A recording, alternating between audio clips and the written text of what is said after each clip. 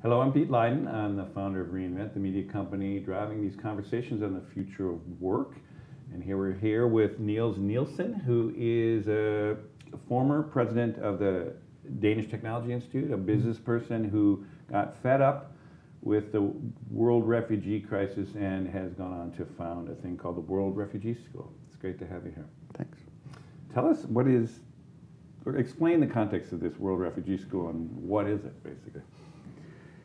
Well, the situation in the world today, and we don't really think about it as much as we should, is that there are 65 million refugees, half of them children.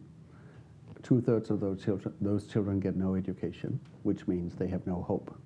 If you add to that forcefully displaced children and people in fragile economies, we get to a number as high as 600 million children who get no education. When you think that number, 600 million, there is no way we can bring them education without using the scaling power of technology. But technology as we know it today, and technology as it's being used in our schools in the developed world, doesn't really do the job. So to provide education inexpensively, high quality and scalable to these millions and millions of children requires innovation in technology, and we're doing that. So we're here at a conference with the OECD, kind of many European countries, in America here at UC Berkeley's campus here.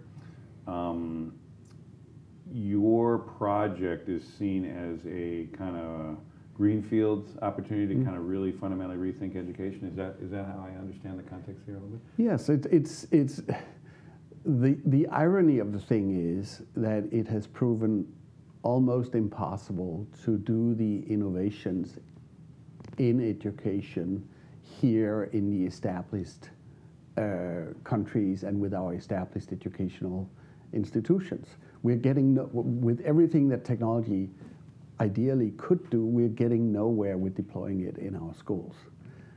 Schools still look very much like they did when you and I went to school.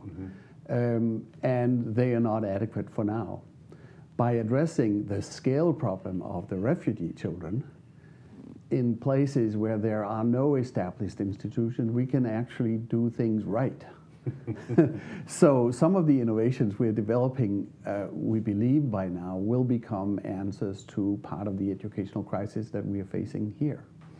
Just out of curiosity, why do you think the educational system so stuck now? Just out of curiosity, why is it that we haven't been able to adapt technology quicker and kind of morph into a 21st century educational system? Any thoughts on that? It's an example of institutional systems that keep answering any problem by a more of the same. I know a lot of business leaders like myself like to blame, for example, teachers' unions or inadequate funding, but I think on top of that, because this is a phenomenon all over the world, is that education as it was invented as part of the Industrial Revolution is highly capable of closing in on itself and not changing. It has an amazing high resistance to change. Well, this is all happening at the same time that, at least from the discussions here, and it sounds like from your own reflections, there's never been more importance right now of rethinking education for a lot of the reasons of the coming of new technologies, the kind of evolution of the global economy. I mean, talk a little bit about why do we need this change so quickly here, and then we'll get to the refugee thing in a minute. Yeah. But from the broader educational perspective, to me, sort of in terms of the questions we are addressing at this workshop, the talk about will there be jobs in the future is, in my mind, nonsense. There will be jobs and there'll be more jobs. We've never had as many people in employment worldwide as we have now, and the number of jobs are growing. And the fact that some fringe intelligent technologies automate driving and automate hundreds of functions is nowhere near as dramatic as what happened when farming became labor-free or relatively labor-free job, or when automation happened in manufacturing. So I have no doubts that there will be plenty of jobs or plenty of work to be done. The problem is that the qualifications required for the jobs that are created to replace those jobs that are eliminated are different. And we do not teach children, we do not educate children and young people to adjust and relearn and reinvent themselves again and again and again. And therefore, there might be mass unemployment at the same time as there's plenty of work to be done. And that can only be addressed by the right kind of education, which in K through 12 will need to be preparing them to change, transform themselves again and again, reinvent themselves again and again. And then at the other end of the spectrum, creating continuing education opportunities that will keep them updated and with the right competencies through their lives. So given that context, the kind of and the importance of the issue here, so tell us more about the World Refugee School. What is it, and what have you done so far here, and what have you learned? Yeah. We started out a couple of years ago, almost exactly 2 years ago. We now have 300,000 students in education, and we're expanding that dramatically over the coming years.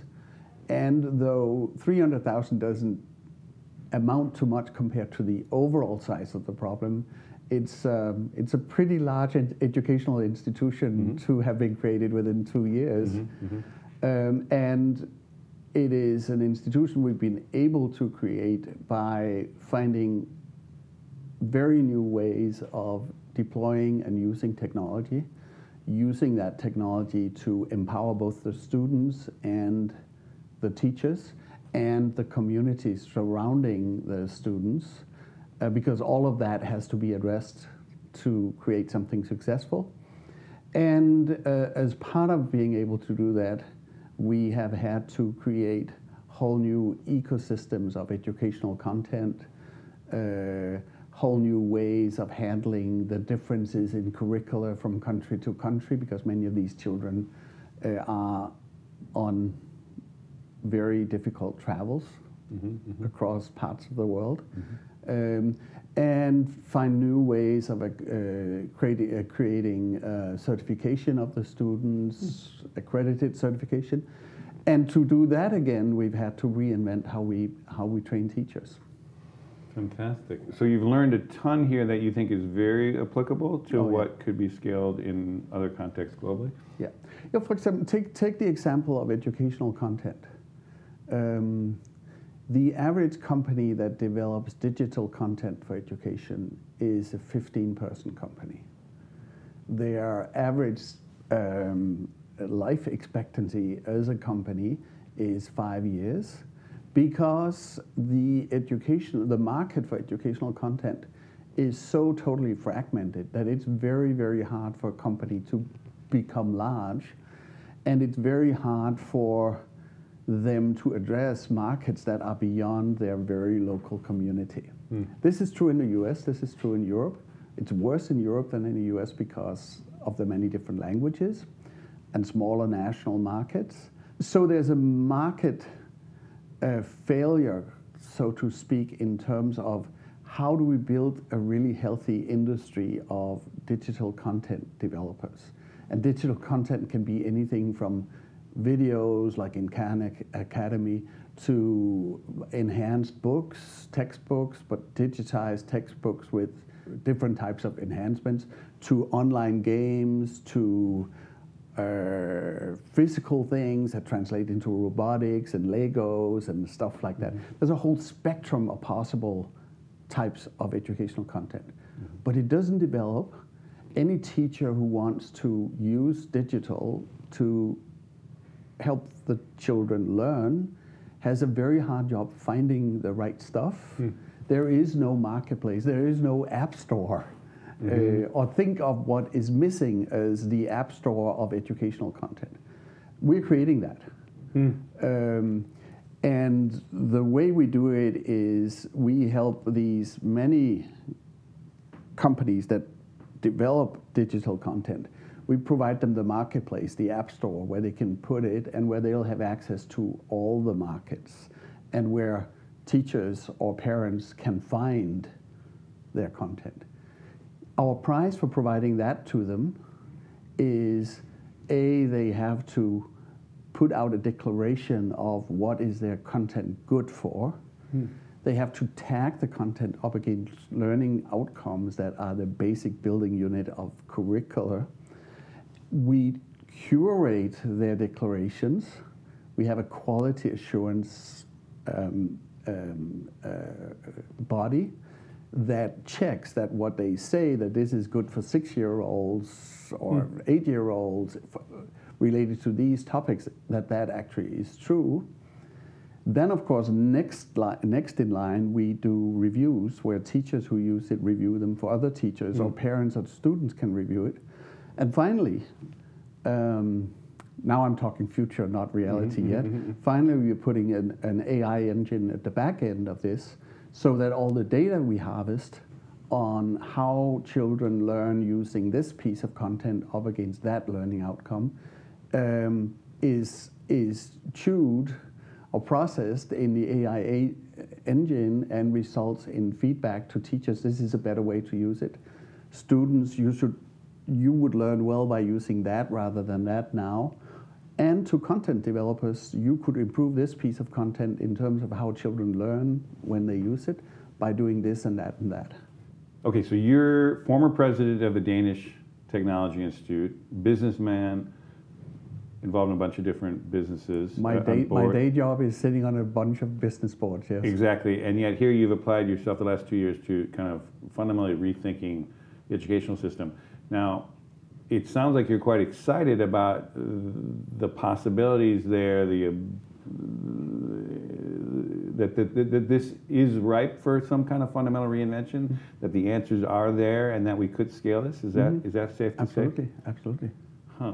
Now, if that's the case, we've heard a lot of folks talking about how when the economy shifted from the agriculture era to industrial, there was a kind of a whole movement to get kids in school, and then there was a high school kind of movement, and then there was a college education movement after World War II. I mean, do you feel the elements are here for a fundamental revamp of education that would be more in tune with the kind of global economy going forward and the challenges of automation and other things that we're facing? Yes, I think we can make education a much more playful thing for children. I think we can provide different kinds of contents for children with different learning profiles, or children whose learning profile right now is this and later. I mean, just take an example. The number of boys who don't learn in school because the way they learn is not physical enough. You can provide them learning objects that allow them to be physical, and the same thing, we can provide better things for girls. We have a lot of specialized content for traumatized children, since many of the refugee children are traumatized, but so are many of the children in normal schools. So we can differentiate in many, many ways beyond what we've done so far. We can enable the children to learn from each other in a whole number of different ways. And we can empower the teachers to become much more focused on the development and the ability to learn by the child, rather than teachers struggling with just mastering the subject that is being taught. And so we can do pretty amazing things in all those ways. So some of the challenges we've been thinking about here is preparing young people for the coming economy, for retraining people who are already in the economy, have to get retrained, for essentially having people who can work with robots, automation, work with reinvention of their careers. I mean, how would you say what you're learning at this kind of refugee school and kind of around younger kids, how confident are you that these other elements that of the transformation of an educational system could be solved through more technological solutions and different kinds of approaches to education? I am fairly convinced that what is needed for people to be able to cope in the new economy in terms of competences, to a very high degree, is a number of people skills. The more we automate, the more we need a people dimension on top of the automation for us to be willing to buy. I mean, people don't buy a machine or a machine's product. People buy a human being delivering the value of what can be done by a machine. So we can actually build some of those competencies into the very educational process. Mm-hmm. At the same time, we will build education so that people become, and all people become, competent in interacting with the machines, mastering them, so that I think we'll find that we will less and less talk about artificial intelligence and more talk about augmented intelligence. Mm-hmm. And the intelligence that's being augmented is the human intelligence. The ability for humans to use machines with embedded knowledge and deliver value on top of that. And all of that is being built into the way the educational system functions, almost the same way as our classical school was built as a testing ground to be disciplined and structured along the lines of a factory job. Mm-hmm, mm-hmm. So it's really reinventing the educational processes so they are similar to the business processes and the value creation processes of society.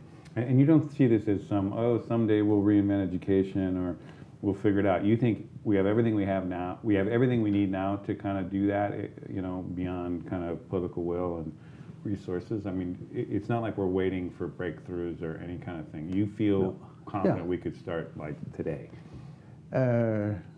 Let me say 6 months from now.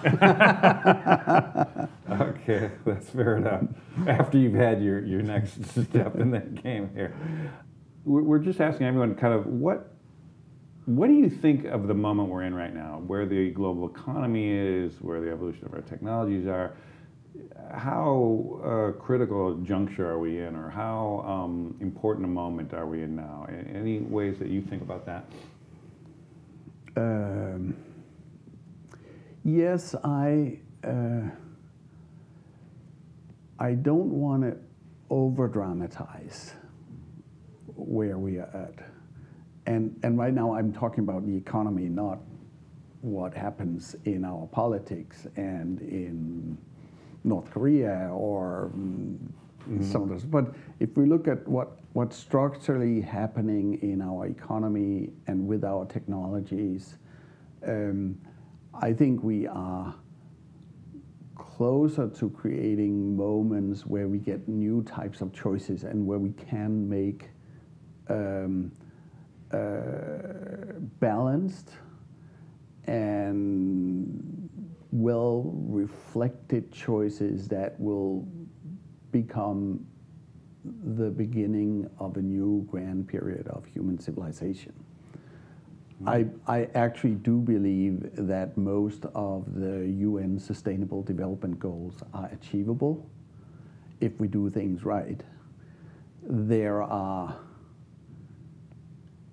reasons for pessimism because in a number of areas we do not make good choices right now, and we do not move towards better distribution of the created wealth. We do not move towards higher choice and higher inclusion. But that's because we make wrong choices, and since the sort of the technology opportunities and the globally structural conditions are such that we could make the right choices, we I mean, it's a matter of pushing for those. And as a final question, how confident are you that we'll make it through that transition? Are you optimistic about it or concerned? I'm definitely concerned because we do a lot of stupid things. But by nature, I'm an optimist. And by nature, I believe that most people want to do the right things. And I trust they will. I would say it's been really humbling and exciting to see how many people, companies, organizations, donors that have been willing to go out of their way to support this effort on the refugee children. And I take that as sort of a good sign. There are many, many people who will not only wish to go the right way, but are willing to invest in and do their contributions towards progress. Well, it's a good place on a hopeful note to end up, and thanks for joining us. Thank you.